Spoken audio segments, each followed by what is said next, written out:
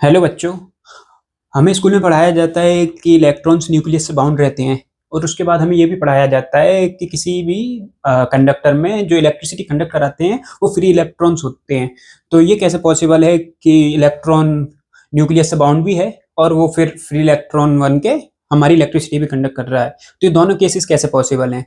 तो आज की वीडियो में हम इसी टॉपिक पर चर्चा करेंगे। तो शुरू करते हैं अपनी वीडियो।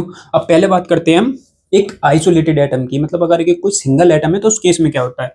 जैसे मान लीजिए सिंगल एटम है तो उसमें एक न्यूक्लियस होगा और इसके अराउंड चारों तरफ इलेक्ट्रॉन रिवॉल्व करेगा। अब इस केस में जो है इलेक्ट्रॉन इस न्यूक्लियस से बाउंड है। इस केस में क्या है? बाउंड है, मतलब ये फ्री नहीं है, ये कहीं नहीं जा सकता अपनी ऑर्बिट्स को छोड़ के, इसको इस ऑर्बिट्स में ही रहना पड़ेगा।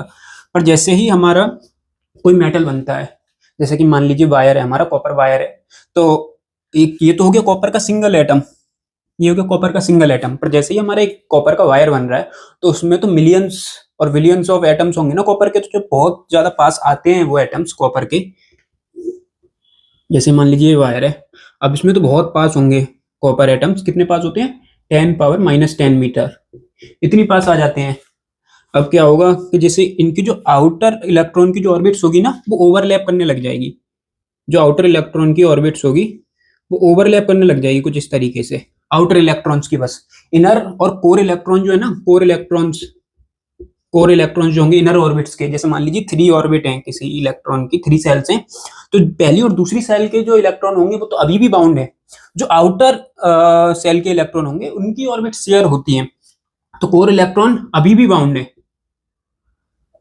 आउटर इलेक्ट्रॉन्स जो हैं उनकी ऑर्बिट शेयर हो गई।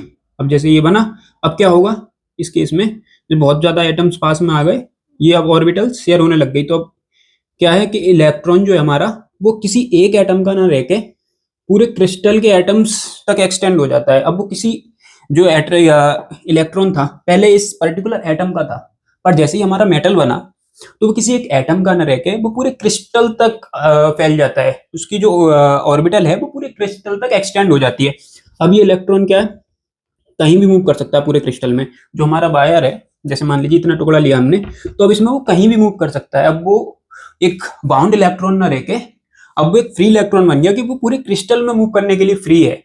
तो अगर इसी चीज को मैं आपको बैंड थ्योरी से समझाऊं, जो आपके क्लास 12th में है, सेमीकंडक्टर चैप्टर में बैंड गैप और बैंड थ्योरी, उसके हिसाब से समझाता हूँ मैं। जैसे कि आपके पास जैसे ये सिंगल मान लीजिए हाइड्रोजन एटम है, ये न्यूक्लियस, ये इसकी सेल्स हो गई। अब इलेक्ट्रॉन यहाँ, ये पहली सेल है, ये दूसरी सेल हो गई। अब इसकी ना एक फिक्स एनर्जी होनी चाहिए इसके पास। जैसे इस सेल में मूव कर रहा है तो इसके पास फिक्स एनर्जी होनी चाहिए। और वो कौन से फॉर्मूला से आती है? वो आती है बोहर थ्योरी से। ये आपने पढ़ा होगा मॉडर्न फिजिक्स में, बोहर थ्योरी। अब उसका एनर्जी कैसे दी जाती है? कुछ -13.6 अपॉन एन स्क्वायर।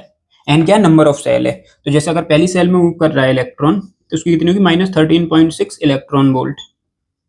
दूसरी में आएगा तो 2 स्क्वायर -13.6/4, ये आ जाएगा समथिंग 4.4 नेगेटिव इलेक्ट्रॉन वोल्ट। अब तीसरी में आएगा तो -13.6/3 स्क्वायर 9, तो ये आ जाएगा 1.51 अराउंड। तो अगर हमारी जब पहली ऑर्बिट में इलेक्ट्रॉन रिवॉल्व कर रहा है तो उसकी इतनी एनर्जी होनी चाहिए 13.6 इलेक्ट्रॉन वोल्ट। दूसरी में मूव कर रहा है तो -4.4 इलेक्ट्रॉन वोल्ट। तीसरी में मूव कर रहा है तो -1.51 इलेक्ट्रॉन वोल्ट। उसकी इतनी एनर्जी होनी चाहिए तभी वो सेल में मूव कर सकता है। पर जैसे ही हमारा मेटल बनता है, जैसे कॉपर वायर बना, अब उसमें क्या बहुत सारे इलेक्ट्रॉन पास आ गए। अब ये जो है ना आउटर ऑर्बिटल जो है ये शेयर होगी, तो वहां पे एक पर्टिकुलर एनर्जी वैल्यू ना रह के, जैसे यहाँ एक पर्टिकुलर वैल्यू है तो उस केस में एक पर्टिकुलर एनर्जी वैल्यू ना रह के एक कंटिन्यूअस बैंड बनता है, एक रेंज आती है हमारे पास। जैसे मान लीजिए -0.3 electron volt to -0.5 electron volt, एक रेंज आ गई कि इतनी रेंज है अगर इलेक्ट्रॉन के पास तो वो मूव कर सकता है इस और बैंड में। तो हमारे पास दो तरह के बैंड बनते हैं, valence band and conduction band. ये एनर्जी रेंज है, ये एनर्जी रेंज के अगर उसमें इतनी एनर्जी है तो वो बैलेंस बैंड में लाई कर रहा है तो वो बैलेंस बैंड में रहेगा। उसके पास ज्यादा एनर्जी आ गई, बैलेंस बैंड की एनर्जी है ना थोड़ी सी कम रहती है, कंडक्शन बैंड की थोड़ी ज्यादा रहती है। अगर उसके पास कम एनर्जी है तो वो बैलेंस बैंड में रहेगा, और सफिशिएंट अमाउंट ऑफ एनर्जी आ जाती है तो वो कंडक्शन बैंड में चला जाएगा। और इन दोनों के जो एनर्जी गैप का डिफरेंस होता है उसको बोलते हैं हम forbidden gap, forbidden gap. Valence band तो हमेशा पार्शियली मतलब फिल रहता है। वैलेंस बैंड में तो हमेशा कोई भी आप एटम उठा लो, उसमें वैलेंस बैंड में हमेशा इलेक्ट्रॉन्स होंगे, पर कंडक्शन बैंड में जाने के लिए उन्हें एक अमाउंट ऑफ एनर्जी की जरूरत होती है। अगर उन्हें वो एनर्जी मिलेगी तभी कंडक्शन बैंड में जा सकते हैं, और वो कितनी एनर्जी उनको चाहिए वो आती है हमारी फॉरबिडन गैप। अभी अलग अलग होता है मेटल्स के लिए, ये क्या है फॉरबिडन गैप, अलग अलग होता है मेटल्स, सेमीकंडक्टर्स एंड इंसुलेटर्स के लिए। मेटल्स, अब ये कैसे डिसाइड होता है कितनी एनर्जी चाहिए? अगर आपके ना जो आपकी आउटर ऑर्बिटल है, आपकी जो आउटर सेल है, उसमें जो इलेक्ट्रॉन है अगर वो लूजली बाउंड है न्यूक्लियस से, तब तो ये फॉरबिडन गैप कम रहेगा। तो वैलेंस बैंड से कंडक्शन बैंड में इलेक्ट्रॉन ले जाने के लिए आपको कम एनर्जी की जरूरत होगी, पर अगर स्ट्रांगली बाउंड है तब फॉरबिडन गैप ज्यादा होगा। अब क्या होता है, जैसे आपने देखा होगा मेटल्स मोस्टली वो एलिमेंट्स होते हैं जिनकी आउटर सेल में 1, 2 या 3 इलेक्ट्रॉन्स होते हैं। सेमीकंडक्टर्स में मोस्टली केसेस में 4 इलेक्ट्रॉन्स होते हैं। आउटर सेल में जो है ना 8 इलेक्ट्रॉन्स आ सकते हैं, आपने 9th क्लास में ही पढ़ा होगा, 8 इलेक्ट्रॉन्स आ सकते हैं। अगर 1, 2, 3 है तो मेटल रहेगा, 4 है तो सेमीकंडक्टर, और उससे ज्यादा 5, 6, 7, 8 हैं तो हो जाएगा इंसुलेटर। अब जैसे जैसे नंबर ऑफ इलेक्ट्रॉन बढ़ता है, नंबर ऑफ प्रोटॉन भी बढ़ रहे होंगे, तो टोटल कूलम्बिक चार्ज बढ़ जाता है।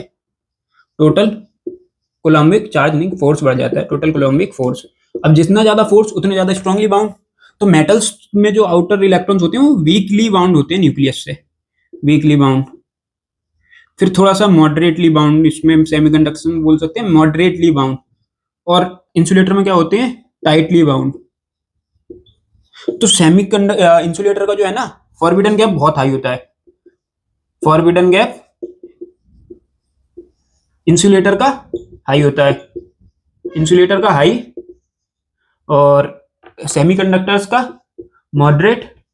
और हमारे जो मेटल होते हैं इनमें क्या है, मेटल्स में क्या होता है, मेटल्स में कई बार valence band and conduction band overlap करते हैं कि आपको एनर्जी देनी ही नहीं है, आपको एनर्जी देनी नहीं है, वो खुद से ही कंडक्ट करने लग जाएंगे। ऐसा होता है मेटल्स में। और इंसुलेटर में बहुत हाई, जैसे मान लीजिए 3 इलेक्ट्रॉन वोल्ट से भी ज्यादा एनर्जी की जरूरत होती है।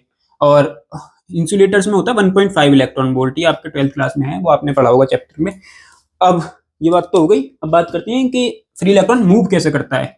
तो उसके लिए मैं बताता हूँ। जैसे कि आपका वायर था, ये एटम्स थे। अब आउटर ऑर्बिटल जो थी वो एक्सटेंड हो गई थी, वो ओवरलैप हो रही थी, तो वो एक पूरे क्रिस्टल तक एक्सटेंड हो गई थी। अब मान लीजिए इसमें कोई इलेक्ट्रॉन है, अब आपने इसको वायर को क्या किया, एक्सटर्नल बैटरी से कनेक्ट कर दिया।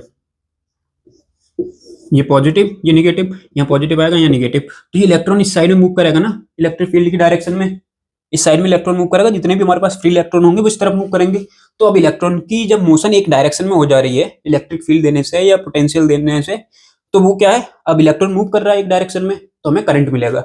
तो यही था कि how the free electrons flow in the metal, और न्यूक्लियस से बाउंड होने के बाद ही फ्री इलेक्ट्रॉन्स कैसे होते हैं।